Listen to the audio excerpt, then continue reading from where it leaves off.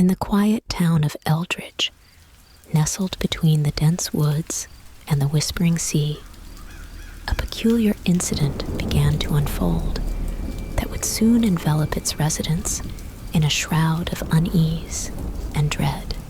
It all started when Sarah, a local librarian known for her rational mind and skeptical outlook, received an odd text message from an unknown number late one Saturday night.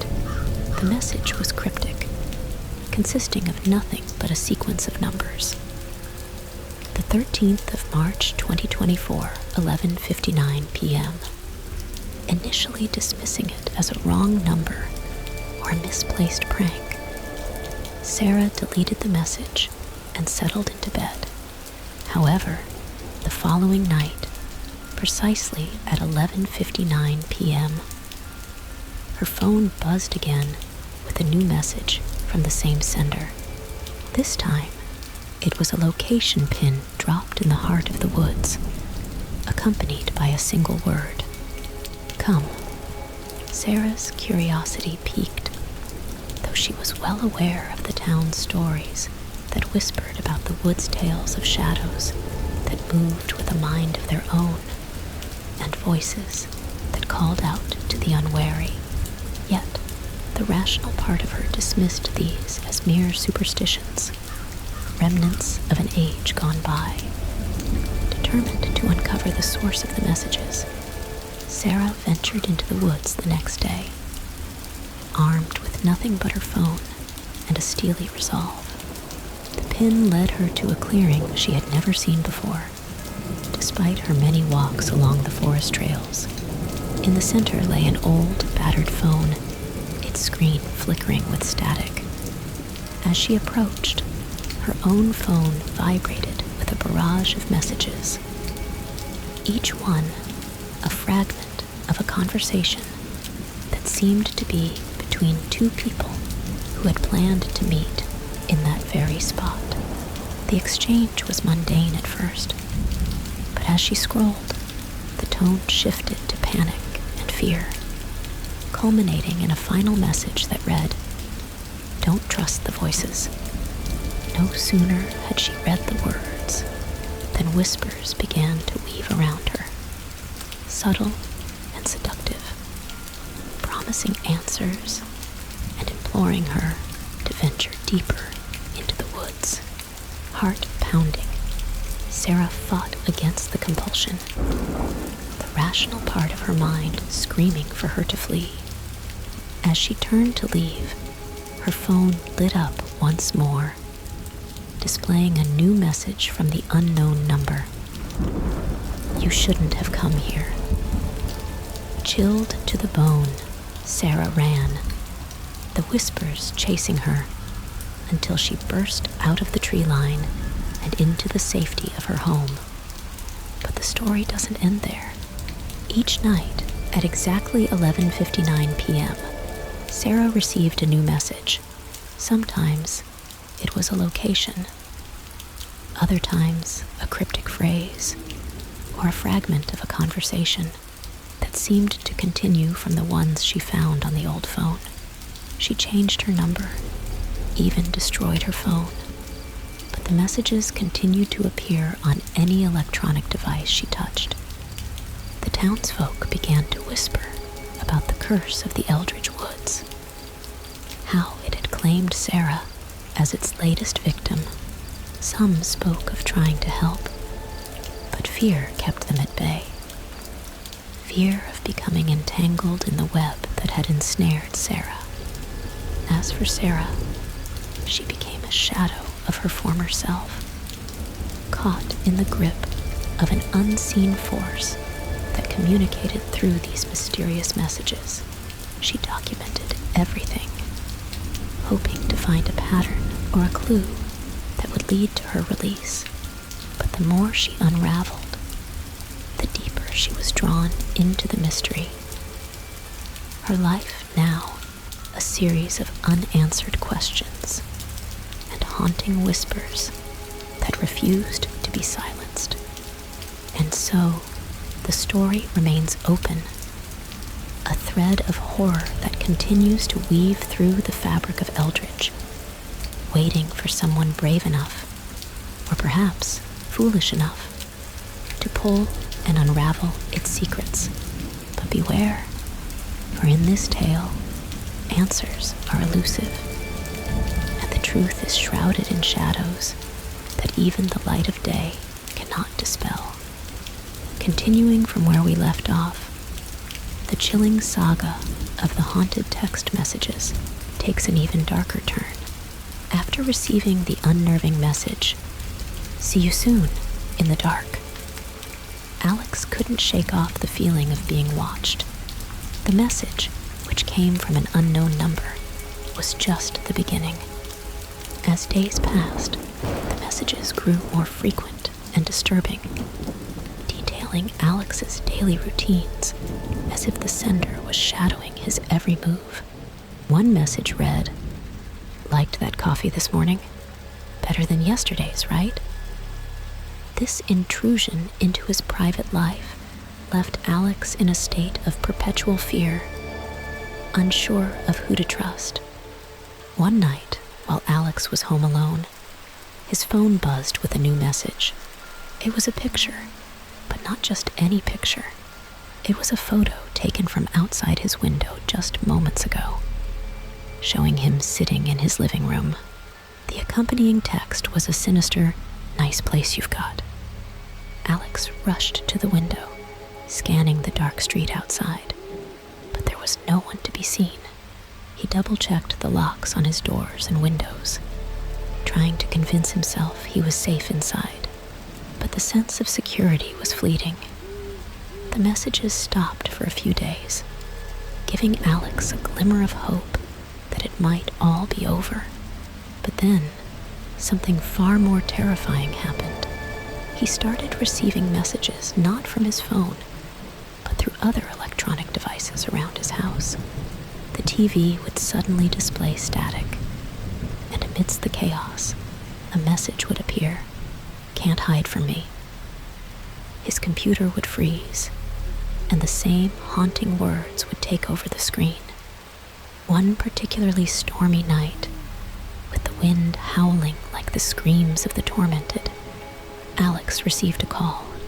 The caller ID was scrambled, but fearing it might be an emergency, he answered. All he could hear was a distorted giggle, followed by a whisper, "Look outside." Trembling, Alex approached the window, phone still in hand. As lightning illuminated the night, he saw a figure standing across the street, staring directly at his window. The figure held up a phone, and at that moment, Alex's phone vibrated with a new message. He didn't dare to read it, nor did he dare to look away from the figure, which seemed to vanish with the next flash of lightning. Now, with the storm raging outside and the lines between technology and terror blurred, Alex finds himself trapped in a nightmare where the next message could come from anywhere, and the unseen watcher could be just outside his door or hiding in the shadows of his own home. The story leaves us with Alex, caught in a web of fear and paranoia, unsure of what's real and what's a message from the darkness. In the thick of a sleepless night, with the storm still raging outside, Alex's mind raced with panic and confusion. The figure he'd seen, or thought he'd seen, had disappeared, but the sense of dread lingered, heavy in the air. The boundary between his digital world and the physical one was dissolving, leaving him questioning his own sanity. Deciding he needed evidence, Alex went through his phone to screenshot the messages and the picture of him taken from outside. But when he opened the message thread, his heart sank. There was nothing there, no texts, no pictures, just a blank conversation with an unknown number. It was as if the messages had never existed, or worse, as if they were being erased to keep him from proving this nightmare was real. The following day, Alex tried to go about his routine, attempting to brush off the night's events as a product of stress and a lack of sleep. But the sense of being watched never left him. It felt like eyes were on him at every turn, in every shadow, and in every reflective surface. His attempts to confide in friends met with skepticism. They suggested logical explanations. A prank taken too far, a technical glitch, or his imagination running wild. But Alex knew what he'd experienced, and no rational explanation could account for the terror he felt.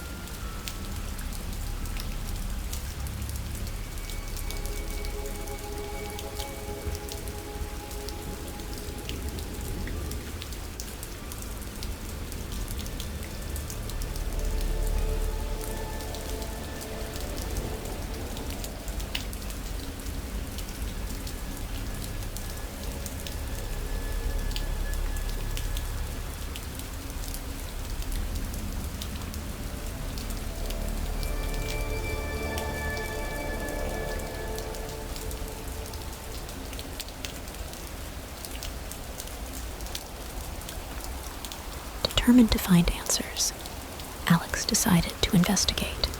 He dug into online forums, looking for anyone who might have experienced something similar, and pored over his phone's logs for any clue that might have been overlooked. Late one night, while deep in a thread of unexplained phenomena, he stumbled upon a story that echoed his own tale of messages that knew too much, of watchers unseen, and of a presence that seemed to transcend the digital. As he read on, the screen flickered. A chill ran down his spine, and a message popped up.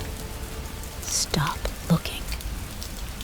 Alex's heart raced as he realized this was more than a mere coincidence.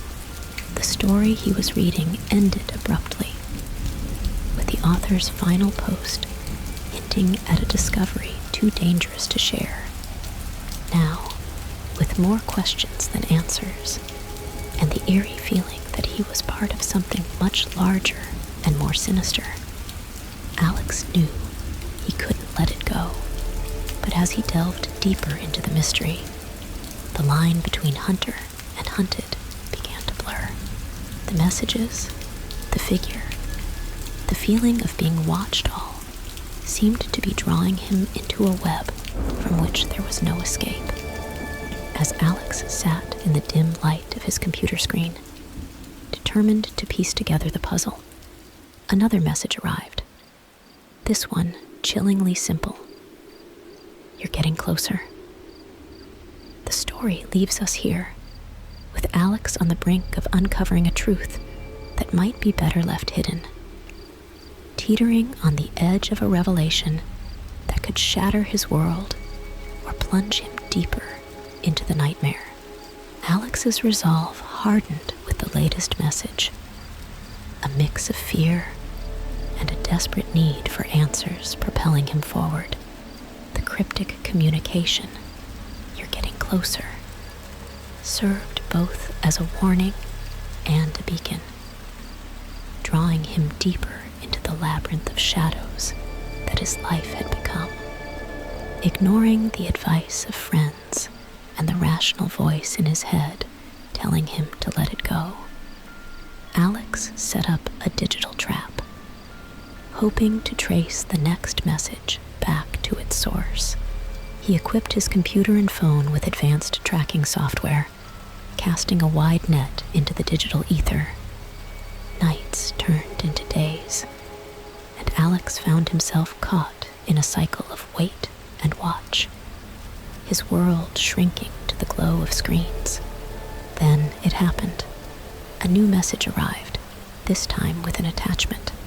Hesitant, but driven by an insatiable curiosity, Alex opened it. It was a sound file, a recording filled with static, and something more, a barely audible whisper, repeating a set of coordinates. Driven by a force he couldn't explain, Alex grabbed a flashlight and his phone and ventured into the night. The coordinates led him to an abandoned warehouse on the outskirts of town, a place forgotten by time and consumed by shadows. As he approached, the air grew colder, and the digital world he'd been monitoring seemed to bleed into reality. His phone flickered with interference, but the tracking app was still working, leading him to a specific point inside the warehouse. The inside was a maze of decay, with the remnants of what once was mingling with the pervasive smell of neglect. Alex's flashlight beam danced across graffitied walls and debris-strewn floors, the silence punctuated only by his footsteps and the distant sound of water dripping. Then, amidst the ruins, his flashlight illuminated something out of place, an old computer terminal, its screen flickering to life as he approached. The setup looked like a relic from another era, yet it hummed with an eerie energy, as if it had been waiting for him. On the screen, a single line blinked in green against the black background. "Enter the code." Alex hesitated, the weight of the moment pressing down on him. The messages, the photo, the whisper, and now this everything had led him to this point. With a trembling hand, he typed the only thing that made sense, the last message he'd received before this venture. As he pressed enter, the screen flashed, and the warehouse was filled with the sound of machinery coming to life, gears turning in the darkness, echoing like the chamber of some vast mechanical heart. The story pauses here, with Alex standing at the threshold of discovery, the flickering screen casting light on his determined but frightened face.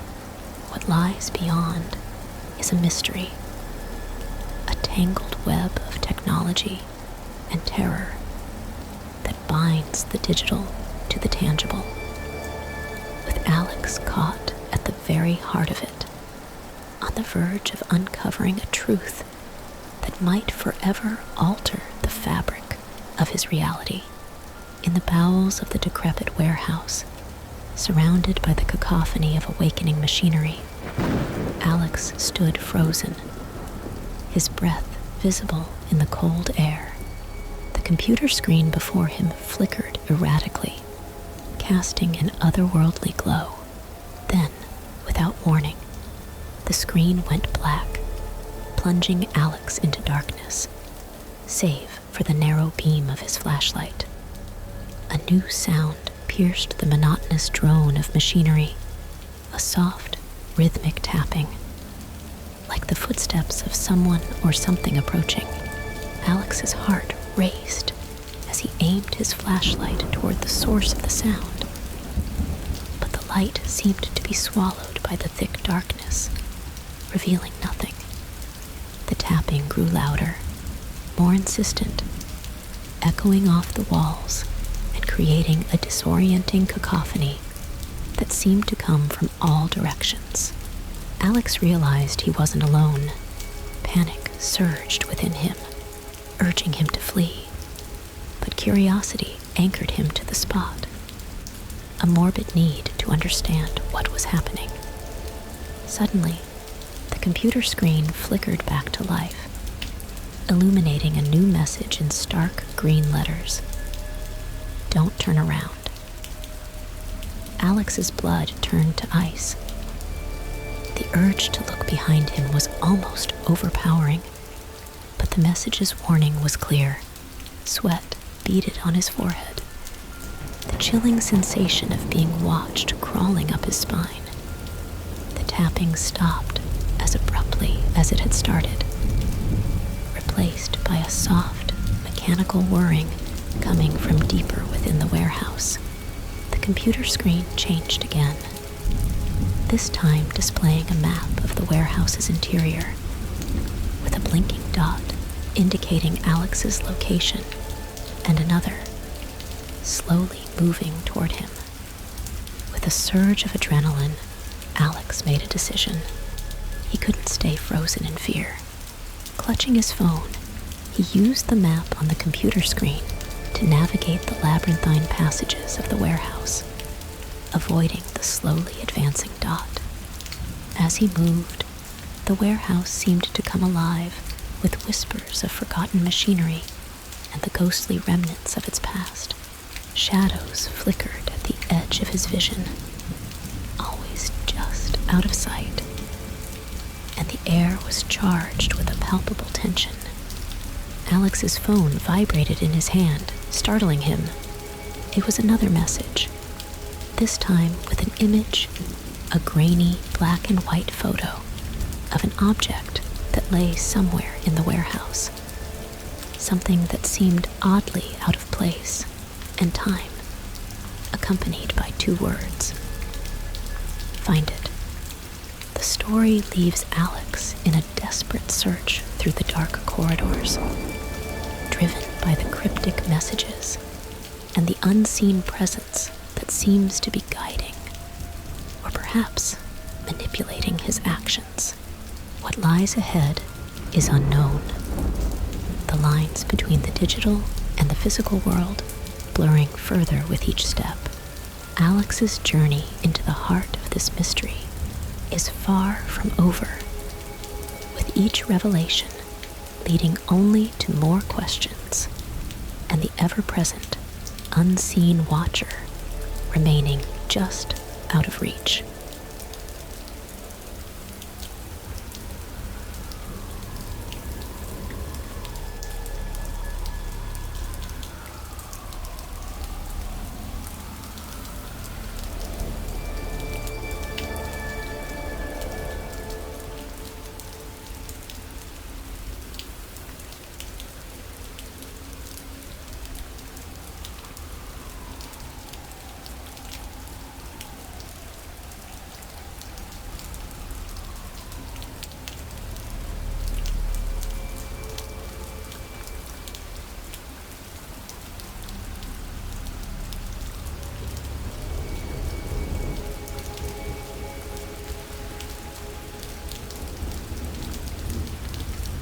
Guided by the enigmatic message and the map displayed on the flickering computer screen, Alex navigated the maze-like structure of the warehouse, his senses heightened to every sound and shadow. The object in the grainy image became his beacon, a goal that he hoped would shed light on the surreal events enveloping him. As he moved deeper into the warehouse, the air grew colder, and the oppressive silence was occasionally broken by the distant, eerie sound of the machinery that had inexplicably activated. The darkness seemed to pulsate with a life of its own, thickening in corners and receding like a living entity aware of Alex's presence. Turning a corner, Alex stumbled upon a section of the warehouse that appeared untouched by time. The machinery here less corroded, the air less stale. In the center of the room stood an object shrouded in tarpaulin, its shape vaguely reminiscent of the one in the photo. With trembling hands, Alex pulled back the covering, revealing an intricately designed apparatus, its purpose unclear, its design otherworldly. The device was unlike anything Alex had ever seen, composed of materials that seemed to simultaneously absorb and reflect the light from his flashlight. It was adorned with symbols that resonated with an inexplicable familiarity, yet were unlike any language or script he knew. As he reached out to touch the device, his phone vibrated with a new message, causing him to hesitate. The message was a single line: complete the connection. Confused and apprehensive, Alex surveyed the room, noticing for the first time a series of cables leading from the device to various points within the warehouse, some disappearing into the walls and floors. The realization dawned on him that this device was at the heart of the warehouse's mysterious awakening. Perhaps even the source of the messages and the unseen presence that haunted him. Driven by an inexplicable compulsion, Alex began to follow the cables, tracing their paths through the warehouse, each one leading him to a different piece of dormant machinery that, when activated, hummed with a surge of power. As the last machine whirred to life, a palpable energy filled the air, and the device in the center of the room illuminated with an otherworldly glow. The symbols began to rotate and align, projecting a holographic image above the device, a map of the stars, but not as they were known to current astronomy. Just as Alex began to comprehend the scale of what he had uncovered, the warehouse trembled with a deep, resonant sound, more felt than heard. The device's glow intensified, casting elongated shadows that twisted and writhed as if alive. Alex's phone vibrated continuously, inundated with messages that he no longer needed to read. He understood now that he was not alone, and whatever intelligence had guided him here was about to reveal itself. The story hangs in the balance at this moment of revelation, with Alex standing on the brink of an unknown that bridges the gap between the earthly and the cosmic, the past and the future, the tangible and the digital. What lies beyond is a mystery that threads through the fabric of reality itself, leaving us to wonder what will become of Alex as he faces the culmination of his journey into the unknown. As the warehouse trembled with the unearthly sound and the device's glow enveloped the room, Alex felt a presence manifest before him. It was neither human nor entirely digital, a spectral entity born from the intertwined realities of the physical and the virtual. The air crackled with energy as the entity spoke, its voice a chorus of whispers that resonated within Alex's mind. "You have bridged the worlds," it said, its form flickering like a broken transmission. "What begins here cannot be undone. You sought answers, but some truths transcend human understanding." Alex, rooted to the spot by a mixture of fear and awe, watched as the holographic stars began to realign, forming a new constellation that pulsed ominously. The entity continued, This device was not meant for your world.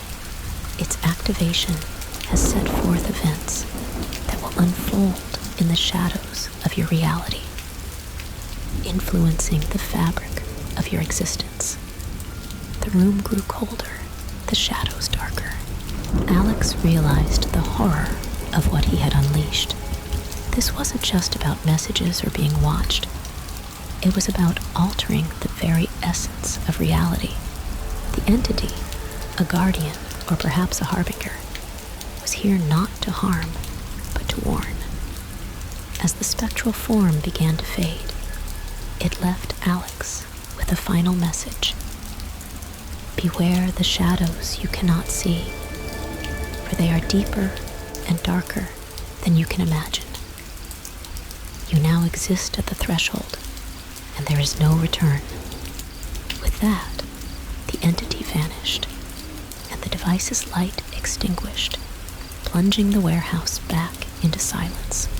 The tremors ceased, and the oppressive energy that filled the air dissipated as suddenly as it had appeared. Alex stood alone in the darkness, his mind racing with the gravity of his actions. He had sought to uncover the truth, to find the source of his torment.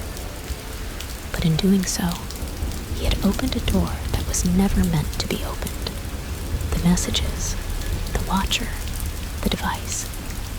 It was all interconnected in a tapestry far more complex and terrifying than he could have ever imagined. As he made his way out of the warehouse, the weight of a profound and unsettling realization settled upon him. The horror wasn't confined to the messages or even the warehouse. It had seeped into the world, invisible and omnipresent. The story concludes with Alex returning to his life, but the sense of normalcy he once knew is forever shattered. He moves through his days, haunted by the knowledge of the unseen forces at play, forever looking over his shoulder, wary of the deepening shadows. The messages have stopped, but the eerie feeling of being watched never leaves him. He knows now that the true horror lies in the unknown that lurks just beyond the edge of reality, waiting in the dark.